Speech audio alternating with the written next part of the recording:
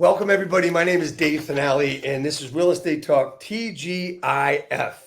And this is episode 305, which means it's 302 weeks in a row. We're 10 weeks away from that 6-year mark, and we're really excited about that.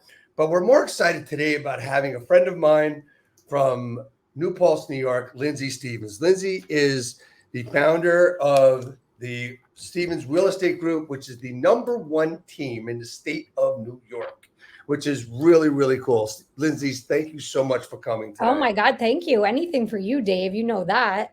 Thank you so much for that. We're going to get started in 1 second. Nelson, hit the videotape. Real estate agents, are you looking to acquire clients consistently to grow your business and income for a great lifestyle?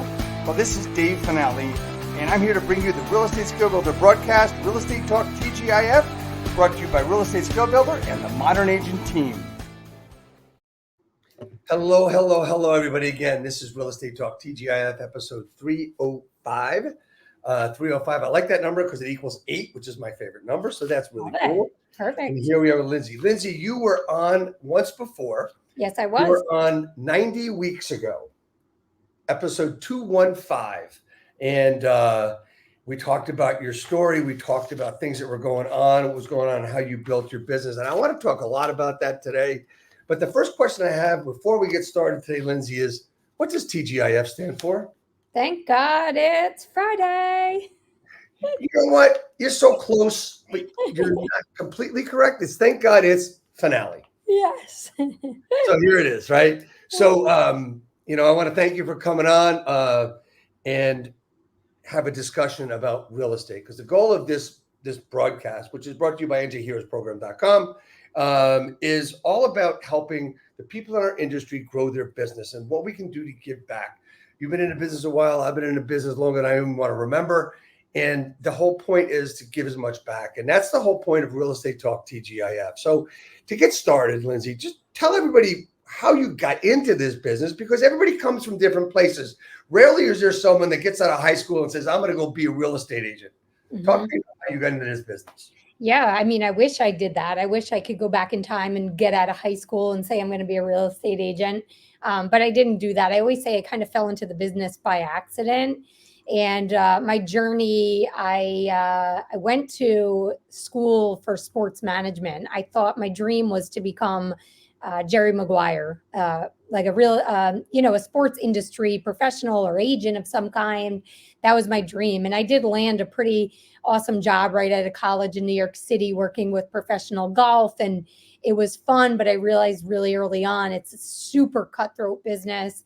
It's really hard to make your way up the ladder. I was working 90 hours a week for free. And, wow. I ultimately decided maybe this isn't actually where I want to be. And I'm the daughter of 2 entrepreneur parents that always preached to me, don't let anybody tell you what to do and dictate your life. You build your own business, and nobody can fire you and escort you out the door any day in your personal business. So I kind of ended up in real estate by accident. My husband was a real estate broker at the time, and he encouraged me to get licensed. Little did I know it was 2009, so the greatest real estate recession in history. And me, I was 25 years old, and I'm like, oh, sure, this will be easy. This will be fun. I'll do this temporarily, while I figure out the next step for my professional journey. And here I am 14 years later. Right. So you get into the business and you had to get started and you had to make money, right? So because it's only commission. So what was the first thing you did when you got your license? I mean, back then, Dave, right? Things took years, especially in our market. We're in the Hudson Valley, sleepy little mountain towns, not a lot, in terms of dense populations, very right. Scattered, sort of sprawling rural areas.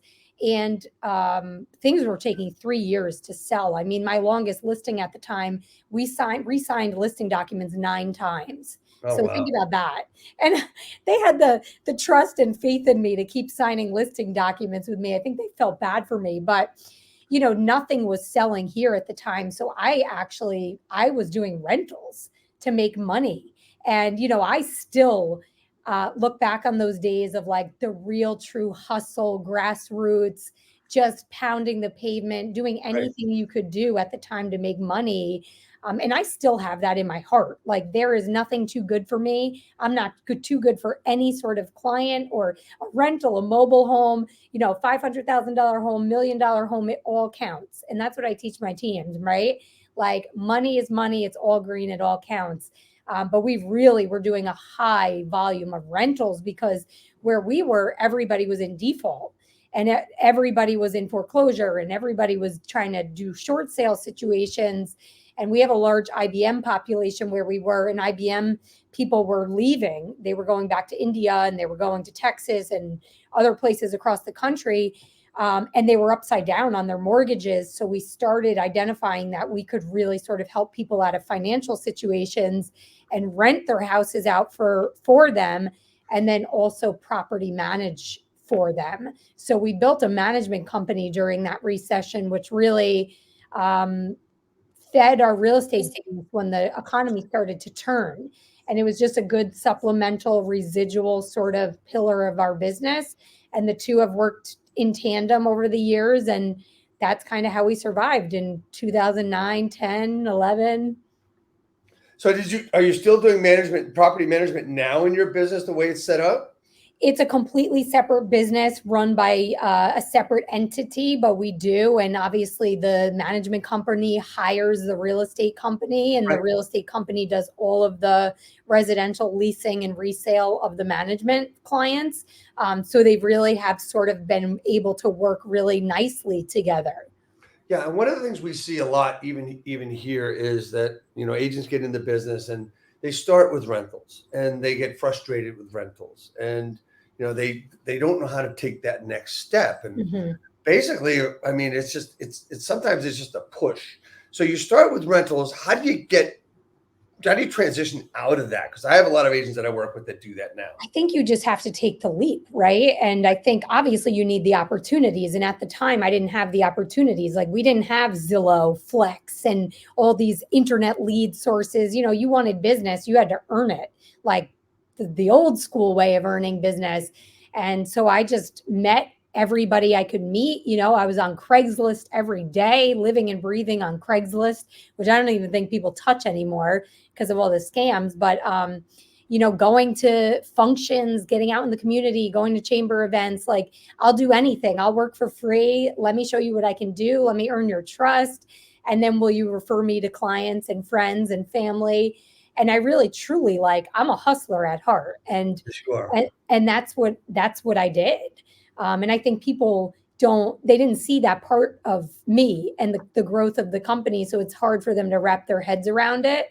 But that is what it takes to build a business. And I think all it takes is one opportunity. And I think I like rentals because it's great for repetition. And I think it teaches you a lot about the process.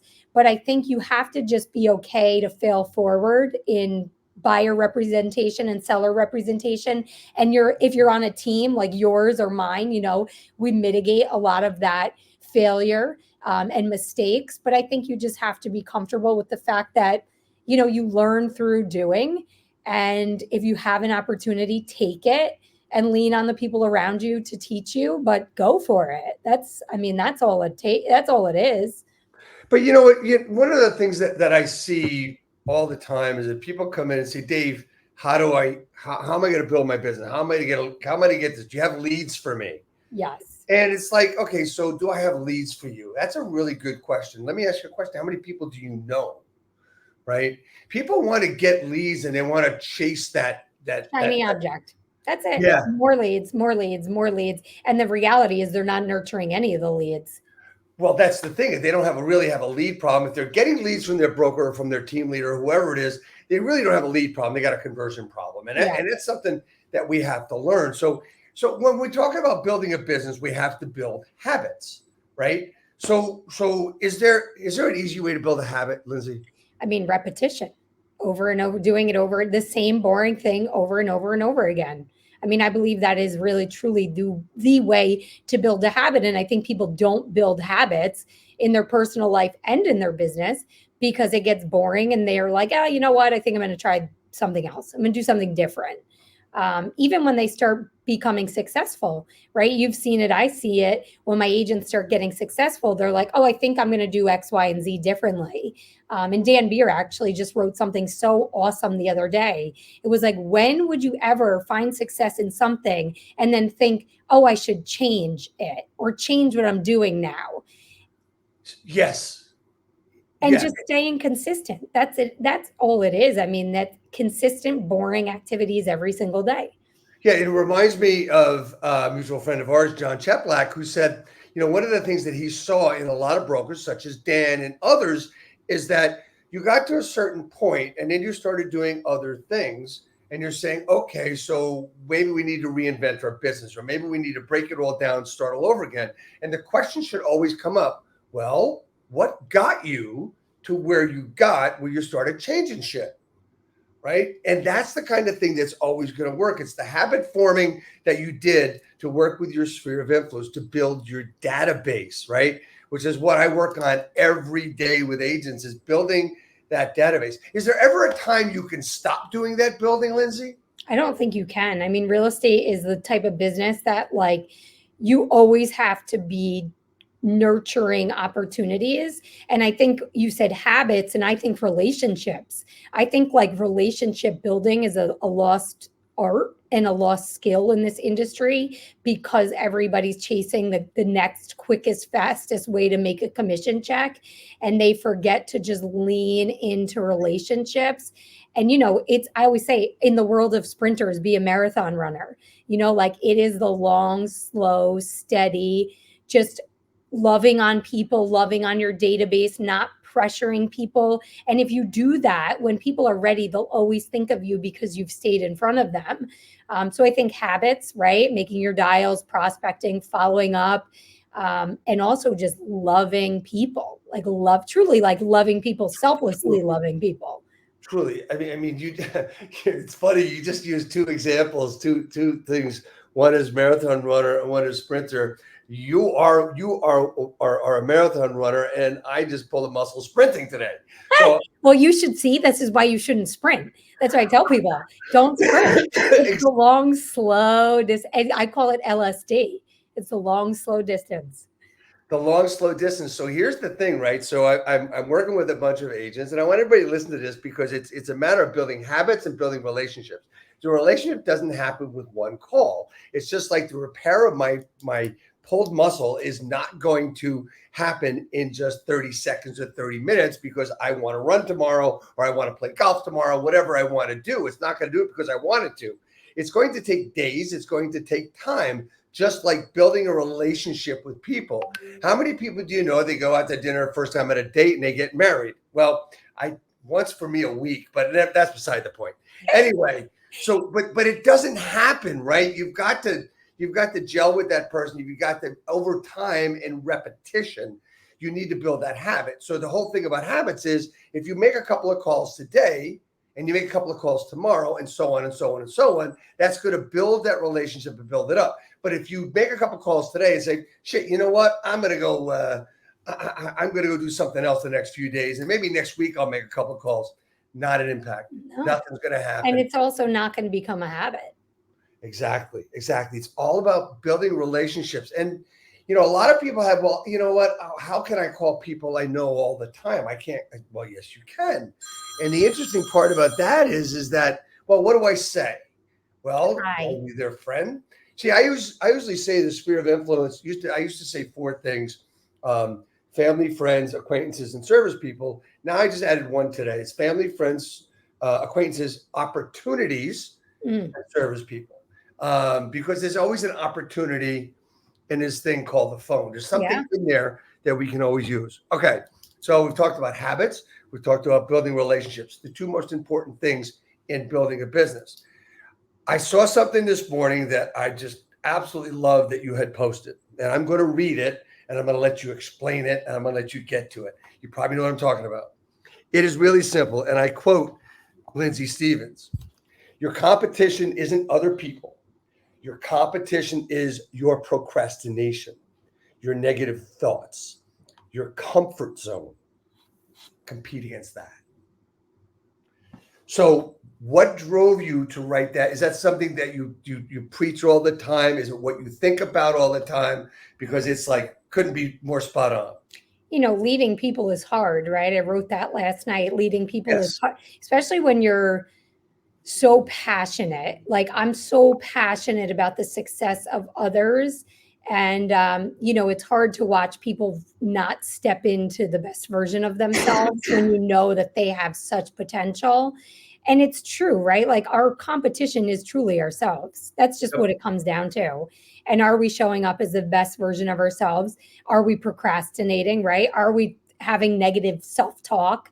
All the things that I said is just what we compete against every single day. We always say we are our own worst enemy. We are. And I think if you think about that in all the choices that you make, what we started doing, we call it 100-0, is 100% accountability, 100% personal responsibility, no excuses. And as you start getting in the habit of thinking this way, when you talk and maybe go to make an excuse, you redirect your brain to start identifying, right? Another Shep Black thing. In the realm of all that is possible, could I have kept my commitment? What could I have done differently? All of these things that start tweaking your mindset, because now you're in a habit of not making excuses. And I always say, like, listen, if a tree fell, you got stuck at a stoplight, you got pulled over, no excuses. Just walk in, own the outcome, and keep moving forward. And then you start really just changing your, the way you live and do things. And I'm the queen of, I really, in action, there's nothing more debilitating for me to watch lazy, unmotivated people. It's truly like takes the life out of my body. So, I do you need this room? We okay? Yep. Okay. So yeah, no, I know exactly what you mean. I mean, it's frustrating as a leader, as a coach, as you are, as I am. It's work with agents that really want it, and then they hit this roadblock, they hit this block, and it's like, how do you get through? I mean, your roadblock is it's all about your limiting beliefs and your negative thoughts towards something. And one of the roadblocks I've had this week is getting through to saying, okay, it's okay not to know somebody. It's okay to make that call. It's okay to say hello. It's okay to make a mistake. It's okay to sound a little foolish. It's okay. It all depends on what your purpose of what you want to accomplish is, and we can talk about it all day long. Your why, right? That should be your only driving force, I think, rather than anything else. I mean, let's face it. If you fall down, you're going to get back up. At least I would hope so, right? Is there a secret to this, Lindsay? I don't think so. I mean, I think the secret is just in doing and in being consistent. I don't think there's anything that we do differently than anybody else, other than we're just willing to maybe get up one more time. And again and again. And, my dad is a boxer, and as a little girl, I spent my life in a boxing ring. And I feel like every analogy of my life is like, you get knocked down, you dust yourself off, and you stand back up. And that's like my life over, that's all I ever heard as a kid in a boxing ring. And it's true. And then Tim Grover said, no, you don't stand right back up, you stay down. And you think about in that moment, like, what could I have done differently in this situation? And then you stand back up. So I think we're always learning. And I just think that some people are just more willing to fail than other people. And I think we give up on ourselves too easily. I think that's just the differentiator. I think you're absolutely right. I think we do give up on ourselves too easily. We're always looking for the easy way. And see, here's the thing. We need to build a bridge from excitement to production.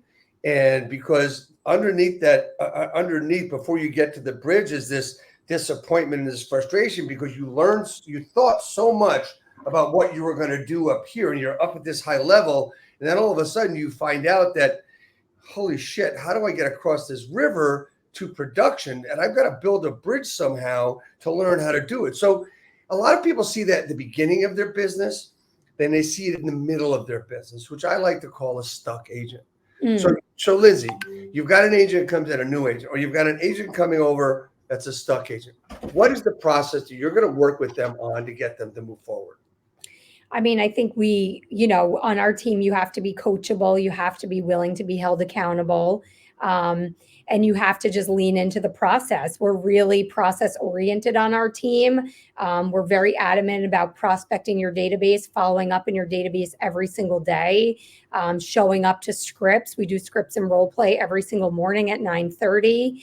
And, we just really, teach our agents very early on. If you are coachable and willing to be held accountable and you lean in, we will get you from point A to point B. We know how to make agents successful. And we can't teach people, right, how to be, motivated. We can only inspire them to do the things that we know they need to do in their business. But we're going back to like the very basics of sales, Dave, and we're getting back on the phones. We're getting back in front of clients. We're doing the things we know we need to do in our business to truly start converting at a higher level. And I think COVID made agents really lazy. And I think that it's important that we all kind of reflect on that and get back to doing a better job at relationship building and connecting with people and checking in on them and the long-term nurture, because agents are so used to this immediate gratification of people that want to buy right now. And now people are more going back to that, I think I want to take a little extra time. I think, I still want to look at other properties. And new agents that don't know what the long game looks like think that that's a junk lead or junk opportunity. Rather than identifying, you'd probably know it takes 34 touches on average to convert a opportunity now. So just not being discouraged. And you said, like, what do I say? Hi, just checking in. Happy first day of spring. Merry Christmas, whatever. I have nothing new to say, but I just wanted to say hi. Justin Nelson from Sphere Rockets told me something so awesome. He said that he has VAs dial his database and they just say, hi, it's Lindsay. Justin Nelson just wanted me to tell you that he loves you. And that's a touch. And I'm like, I love that. But, Okay, so we overcomplicate it. got it. Right? Isn't that so good?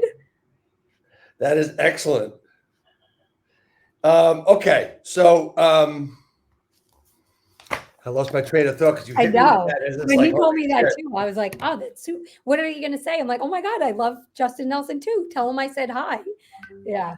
It's just, what's really interesting is it's just about being that person, being that friend. And if you want to get into the conversation, it's talk to them like they're your brother, your sister, your uncle. I mean, And that's why everybody has that trusted uncle or that trusted parent. It's important to know who they are, right? And ask, leading questions so that when you do go back to the conversation, you can say, hey, how is X, Y, and Z? How's your horse? What's going on with your plans to go to Costa Rica? Did you make it happen? Whatever it is, just connect with people. Right. Exactly. It's just a matter of picking up the phone and doing the work, going back to the basics. And a lot of people have talked about going back to the basics over the years, but they forget. And they, just like we talked about, when you get to a certain achievement level, you want to go up and then you come back down. But here's the thing, right? So the answer to the question is always the same, Lindsay.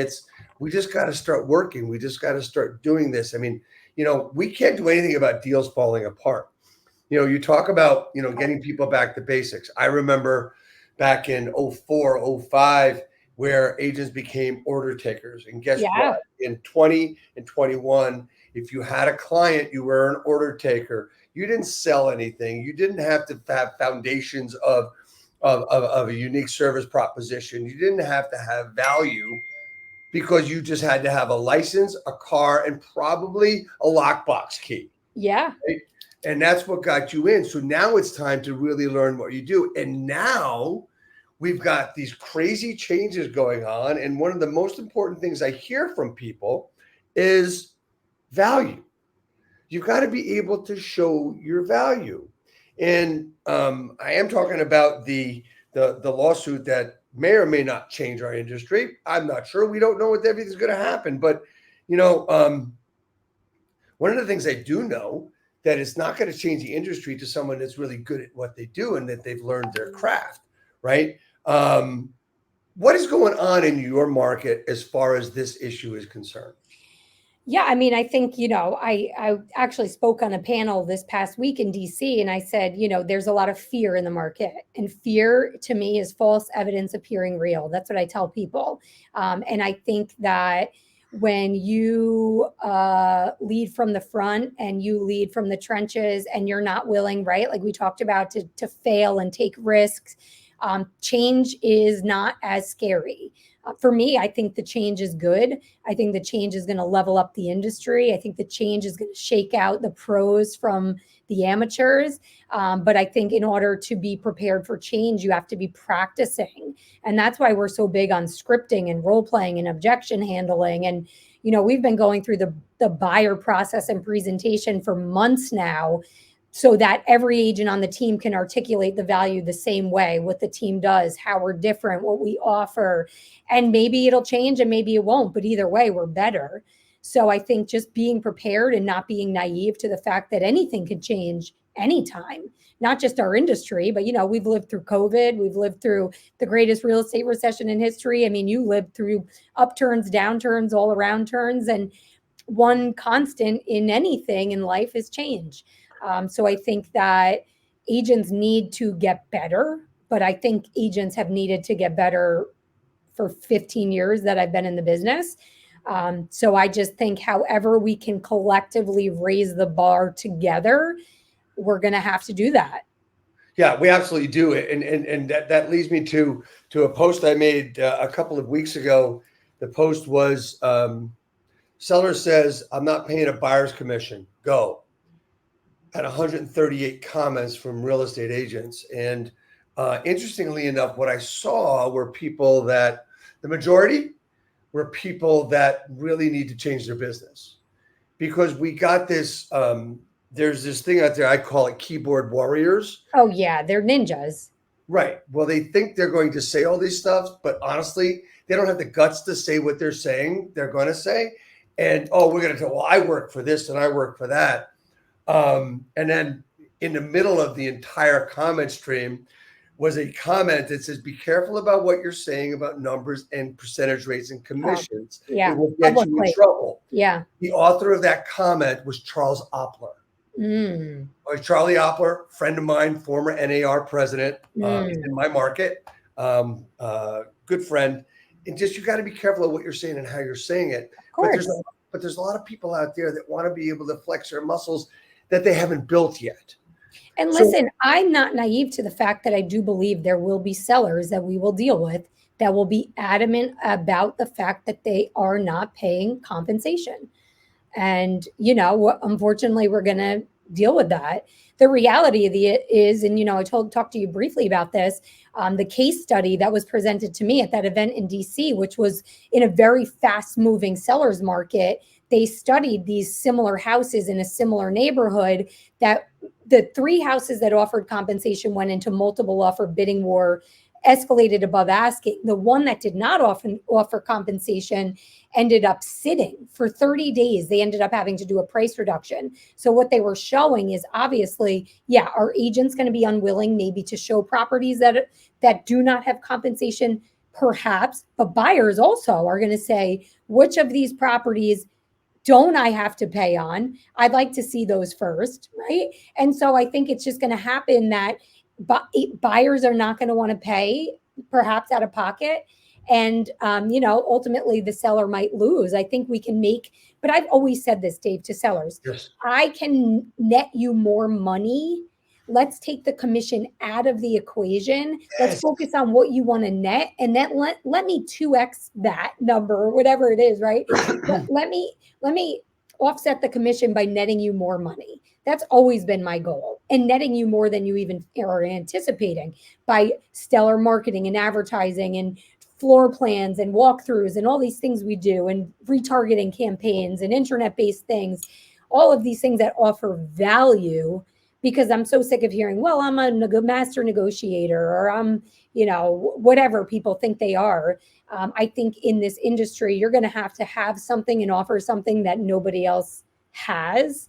And people need to start thinking about what that value proposition is for them individually. And they don't, we love R&D in our culture, but you have to R&D that's authentically to you. You can't copy something.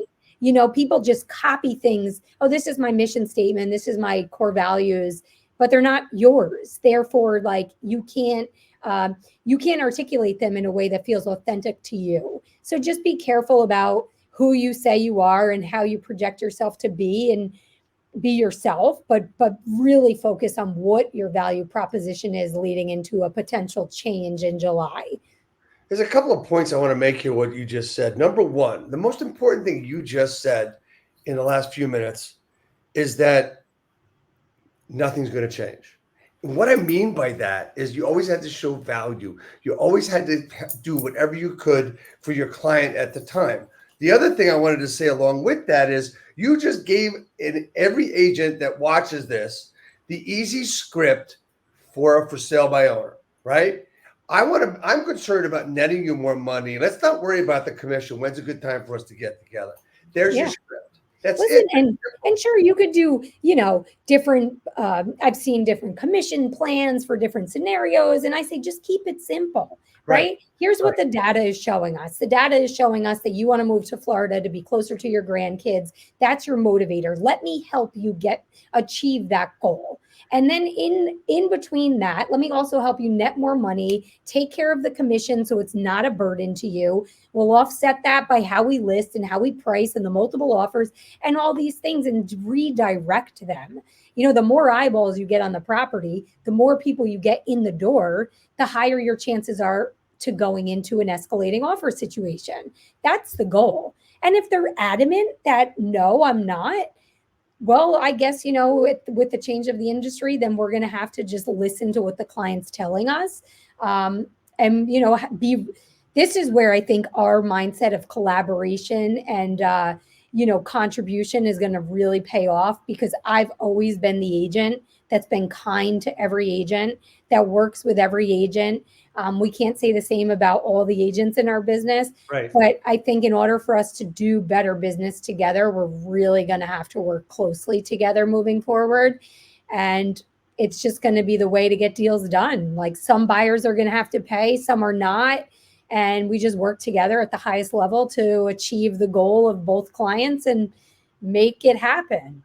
Although it's really simple to say, achieve the highest level of satisfaction for our clients. I mean, that's what you just said. And it may seem simple to say, but it's actually what we've been doing, you've been doing, I've been doing, and most agents have been doing for their entire careers, is achieving the highest value, be it dollars or be it relationship value, than we actually can. And that's really what it comes down to, right? Yeah, of course. And that goes back to relationship building and nurturing relationships and, loving on people. I never, ever, the thing I hated most about the industry is that agents felt like other agents were competition. And I always thought, you're a Coldwell Banker, you're at Century 21, you're a Berkshire, I was independent. We all have to work together to get to the closing table. So it never mattered to me. So I've just always had this real growth mindset in terms of working with other industry leaders and professionals. And I think we're going to just have to continue to do that at a much higher level and Absolutely. Do the best we can to educate and inform. And that's all we can do, is educate and inform. Is there a secret to, this is a mindset issue of building our business, the relationships we keep coming back to. And it's great speaking with you about this, simply because this is what we do on a daily basis. And whether we think it or not, we're working on helping people build a mindset toward, helping people in value. What's the process? Is there a process that you go through helping agents change mindset? Do you talk about it? Are there situations you discuss? Yeah, I mean, we are like a very go deep organization on personal development. I always say we're a personal development company disguised as a real estate company. And you come here thinking you're going to sell more real estate, but really you're going to drink more water and become a better person and a better wife and a better mom and break generational curses and work through trauma. And that's what we really go deep on. Day one on our onboarding for our team, agents have called it the trauma dump. And it's literally like a deep dive in a room at a conference table, of getting people to be really vulnerable and raw and talk about their past and their life. And I don't leave that table until somebody's crying and everybody knows it. And it happens relatively quickly because I think in a professional setting, nobody talks about their life, right? We're always taught like you leave it at the door, work is work and personal is personal. And, we're both lovers of John Cheplack, and he taught me as a mentor that you need to help people personally in order to help them professionally. And that's what we do day one. The whole first day of onboarding is like deep dive. What does your past look like? Like, what are you here for? What are you not? Oh, I love HGTV. Like on a deep personal level, what are you trying to achieve in your life and in your business? And what's getting in the way of that? What can we help you with? What can we hold you accountable to? All of these things that people are like, whoa. But what happens at that table is magic, because the group of agents that onboard together become this super tight knit group that really sees each other in a totally different way than just like four agents sitting at a table. They see each other as humans, right? As people, and want to help them succeed. And I forget where the topic started, but doesn't matter. It's yeah. I had a conversation with an agent last night, struggling a little bit, and I said, well, why are you in this business? And then you talk about going deep, right? Now, my goal is to go. There's a question process called the 7 Whys.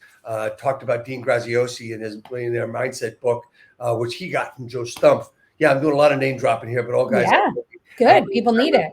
I really love it. And these and it's basically gets down to really the core of why you're sitting in the room you're sitting in and what you're doing. It's just like we talked about making calls. Okay. So there's always that trepidation, that fear that the call you have to make, whether it's a for sale by owner or not. And I tell people, it's exactly what I say and how I do it. I says, you feel it right here, right?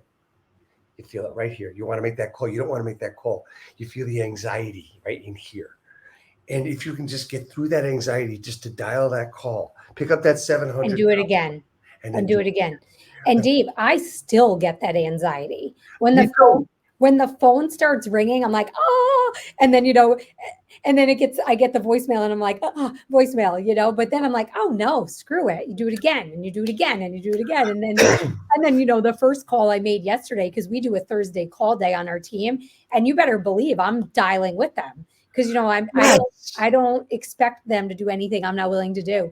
And the first call of the day I got hung up on, so it's like, okay, cool, hardest call first. And then from there, it's just part of it. Well, it's just us telling people we're doing it too. And it's like I say, you pick up that 700 pound phone, you dial in, you hit send, and you're saying to yourself, voicemail, voicemail, voicemail. And then somebody answers, you go, holy shit, what do I say now? Right.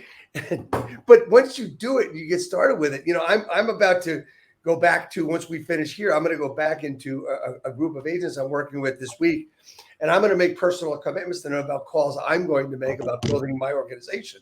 Good. So I believe that I want to get them to commit to what they're going to do and what I'm going to do. And there's this thing that I'm not sure if I learned it from John or who I learned it from, was MBWA, Managed by Walking Around. And you just walk into people, talk to people. How you doing today, right? I love that. Right. And what I always did when I had my brokerage, and still today when I walk in, I would always go around, what can I help you with? And every agent that ever worked with me always said the finale, always asked me what he could help me with. Always was very helpful. And that's what the team leaders need to do. Team leaders also need to do what you're doing. You're in the trenches with them. Come back to the business. A lot of them really got away from their businesses when the market was really good. And you have to they need to see you willing to do the work alongside them, because, otherwise they're going to say it doesn't work. It's not working. But when they can hear you and listen to you and be in the room with you and see that, she's the leader, but she's also going to lead right alongside us. I think that's the unlock for a lot of agents. I think it is too. I mean, it shows a true leadership, leading by example, and you're getting hung up on, and you're getting frustrated with the call, And And then they're not even, I don't even want the leads, the opportunities, I don't want the real estate business. But, I do it because I know it's important for them to see that I'm committed to doing it with them. well, that's the whole thing. I mean, I had when we were making calls a couple of weeks ago, an agent said, "Well, hey, why don't you make a call in front of me and show me how it's done?" And I said, and then what happened? You know what happened?